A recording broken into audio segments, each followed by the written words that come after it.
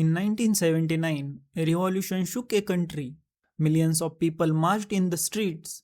The king fled the country, and a man who had lived in exile for 15 years suddenly returned as the most powerful leader in Iran.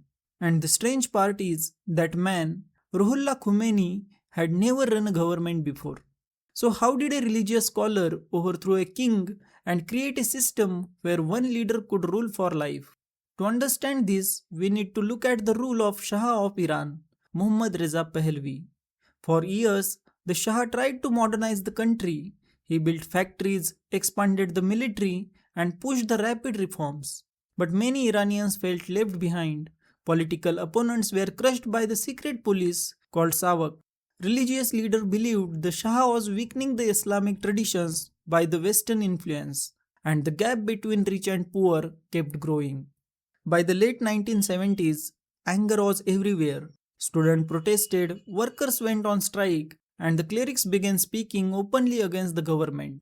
The Shah still had the power, but the ground beneath him was starting to crack. At the center of opposition was a cleric living far from the Iran, Ruhollah Khomeini. Years earlier, he had openly criticized the Shah, and for that he was arrested and then forced into exile, first to Iraq and later to France. But the exile didn't silence him, it made him more powerful. His speeches were recorded on the cassette tapes, and those tapes were secretly brought into Iran. Mosques played them, people copied them, and soon his voice was everywhere. By the late 1970s, millions of Iranians had never met him, but they believe he spoke for them. In 1978, protests exploded across the country. With each month, the crowd was growing larger. The government tried to stop them with the force, but every crackdown created more anger, more funerals, and more protests. And then something unexpected happened. In January 1979, the Shah left Iran. Officially, it was called as vacation, but everyone knew the truth. He was fleeing the revolution. And now suddenly the most powerful seat in the country was empty, and millions were waiting for someone to fill it. Just weeks later, Khomeini returned to Iran. His plane landed in Tehran. Millions of people flooded the streets to greet him. But here is what that made his rise different. He did not simply replace the king, he redesigned the entire system. After the revolution, Iran held a national vote. The monarchy was abolished, and in its place came something new, the Islamic Republic of Iran. There would be still elections, a president, a parliament, but above all of them stood one position, the supreme leader.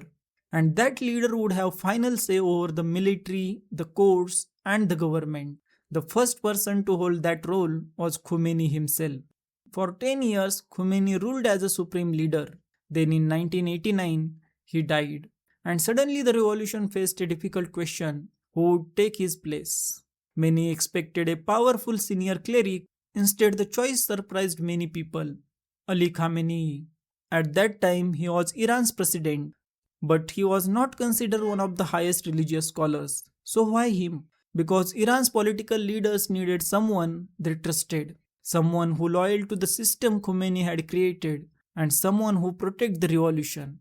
So the assembly of experts voted to appoint him as the new supreme leader, and soon after the constitution was adjusted to allow it. For more than 30 years, Ali Khamenei led as supreme leader. Presidents have changed, governments have changed, but the person at very top has not. And that goes back to 1979, when Iran did not just remove a king, it built a system where one leader would always sit above the rest. So what do you think? When revolution happen, do they really remove a power, or they do simply move to someone new? Let me know that in the comment section. And if you find this video interesting, make sure to like, share and subscribe.